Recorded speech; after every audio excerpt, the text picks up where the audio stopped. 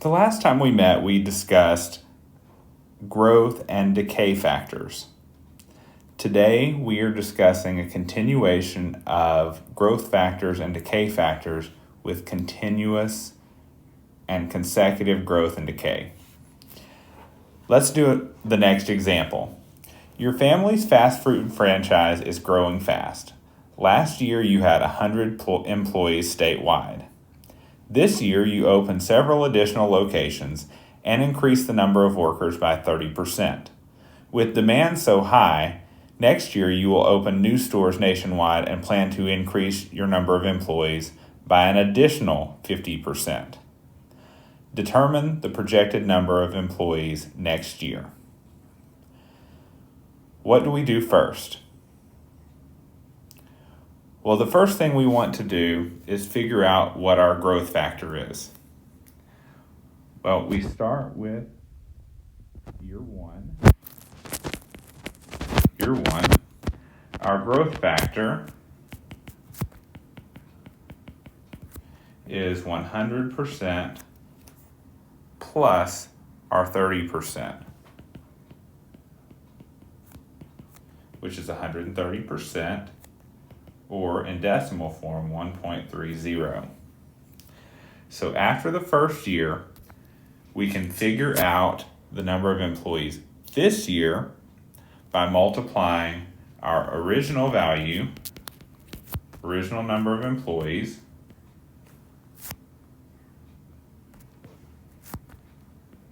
by the growth factor to give us the new value or the new number of employees. So let's plug that in. Our original value is 100 employees times our growth factor of 1.30, and that gives us 130.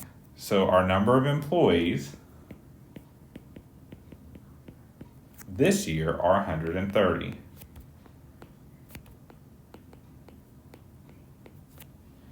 What about for next year? Well, next year we anticipate that our growth will be 50%. So for year two, our growth factor is 100% plus 50%, which is 150%, or a growth factor of 1.50. Our original value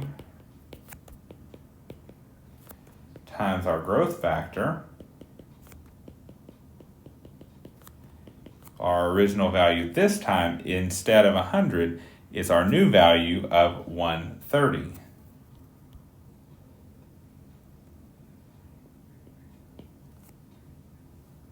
Our new value of 130 times our growth factor, which is 1.50, and that will give us our new value. And what is that new value? 130 times 1.5,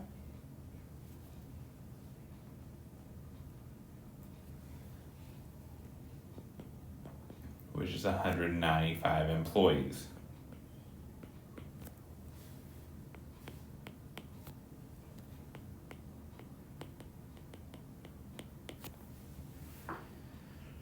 So we've now determined from the very beginning, because our fast food franchise is growing so fast, that last year starting with 100 employees, growing by 30% this year will leave us with 130 employees, and growing by 50% next year will leave us with 195 employees.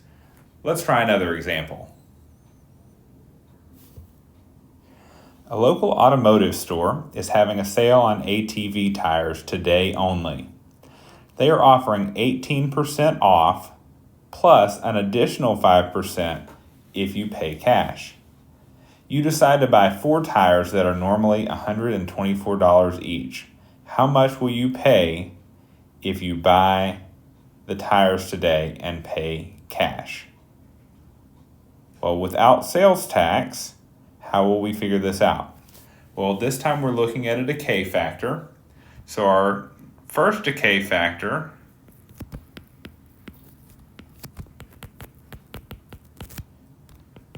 is 100% minus 18%, which is 82%, or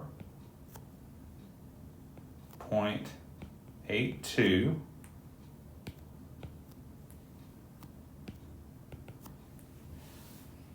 So we need to find out what our total amount for 4 tires is. So we have the amount, which is 124 times 4.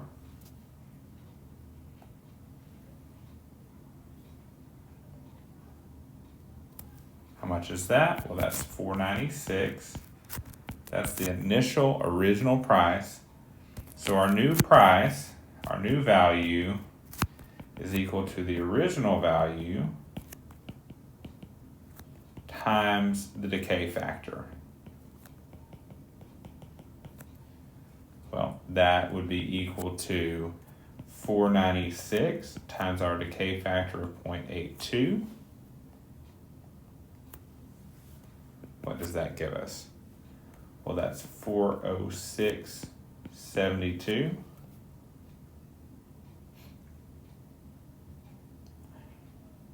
And then they'll reduce that price an additional 5% by paying cash.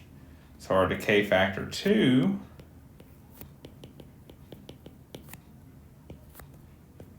is 100% minus 5%, which is 95%, or 0.95.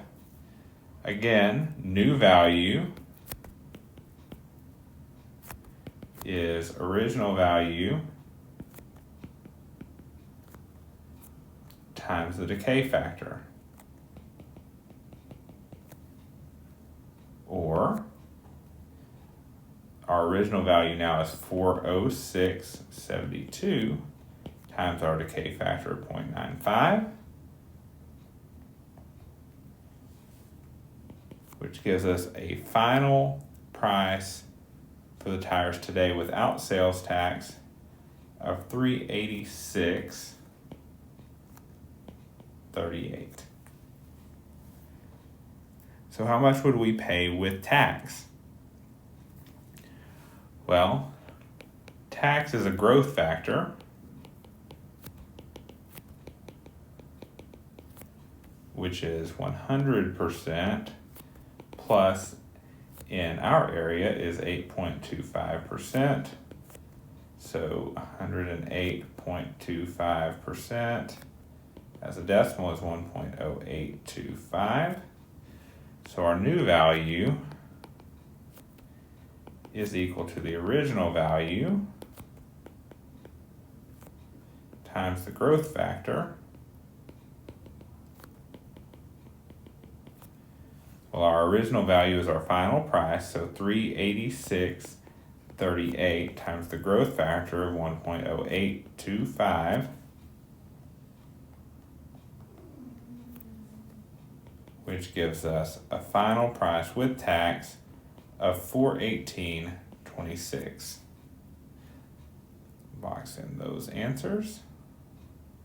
That's our price with tax, our final price without tax.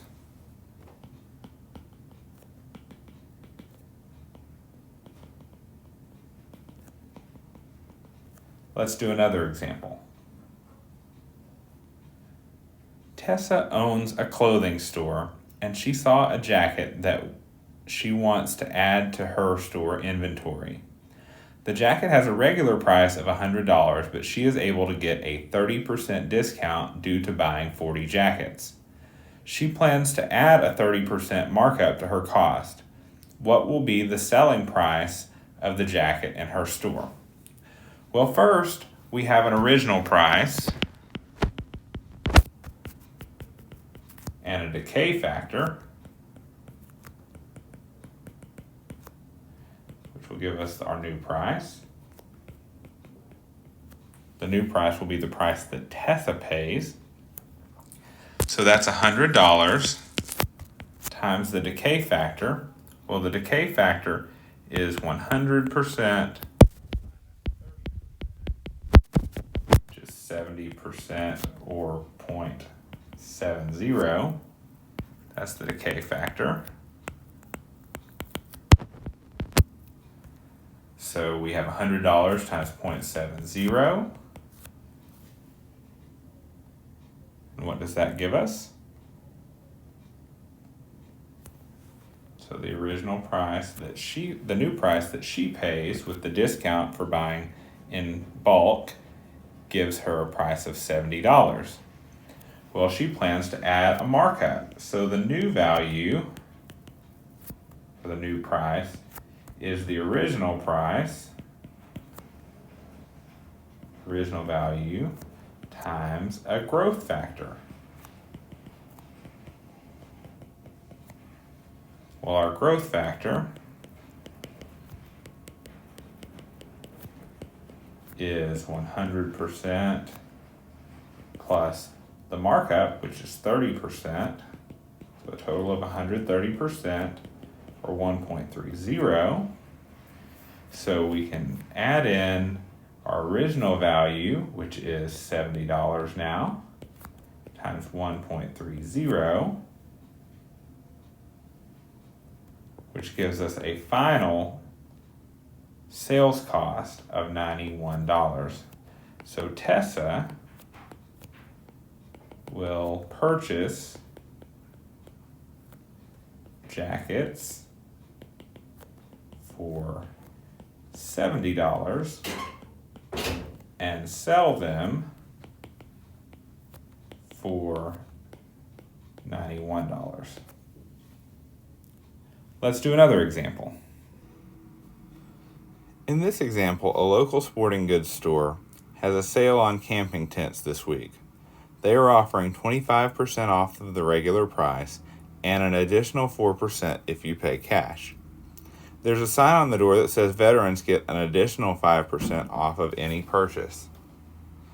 If a veteran wants to buy a tent that has a regular price of $280, how much will they pay without sales tax? Well, first we need to find out what our decay factor is for the first discount. So the decay factor, 1, is 100% minus 25%, or 75%, which is 0.75.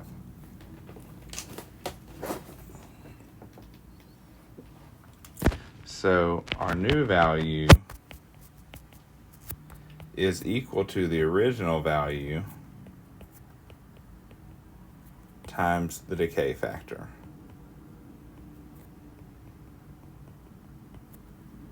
Or $280 times 0.75. And what's that value? Well, that's equal to 210. Okay, now we're paying with cash, so we get an additional 4%. That decay factor,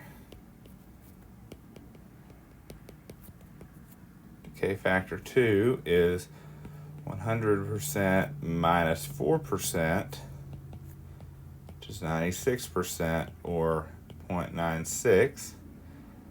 So we can multiply our original value, which now is 210, times 0.96 to get our new value.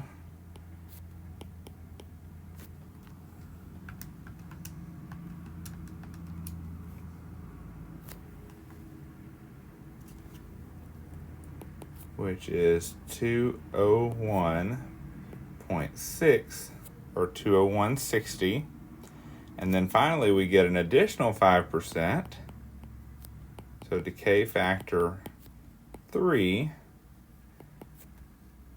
is 100% minus 5%, which is 95%, or 0.95 as a decimal.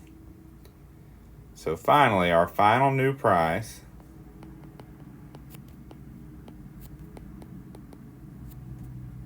is equal to the original value from the last step times 0.95.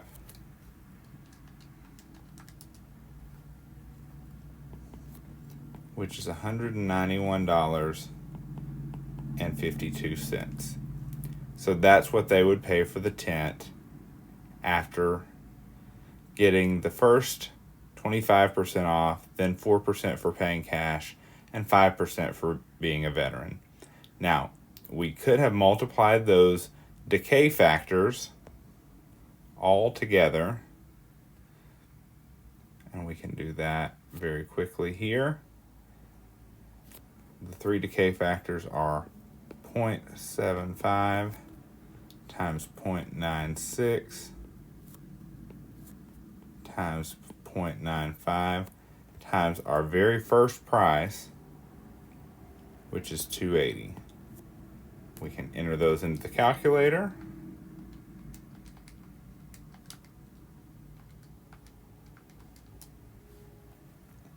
And we get the same final price of $191.52. Let's do one final example. In this example, Joe invests $3,000 in a stock. After 1 month, the stock value decreases by 9%. After the second month, the stock increases by 17%. What is the value of the stock after the second month? Okay, so this time we have a decay factor, then a growth factor.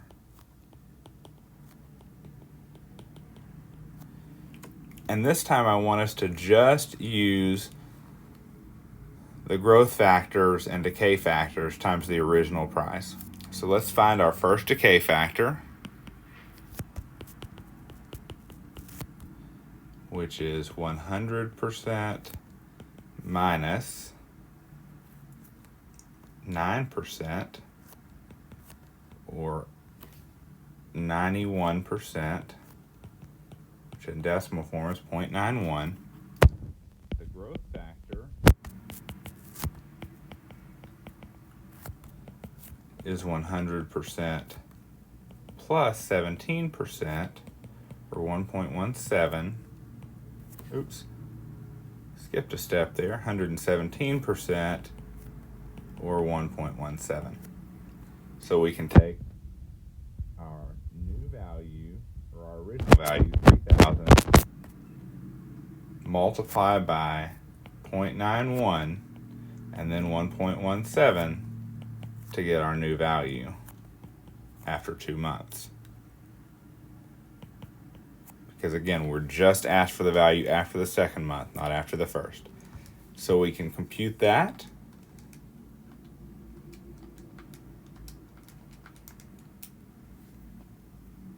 And we end up with $3,194.10. So after 2 months, we actually have more money than we had to begin with,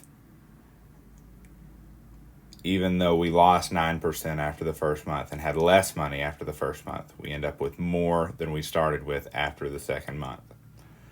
Okay, that concludes this section. Good luck on your homework, and I will see you on Monday.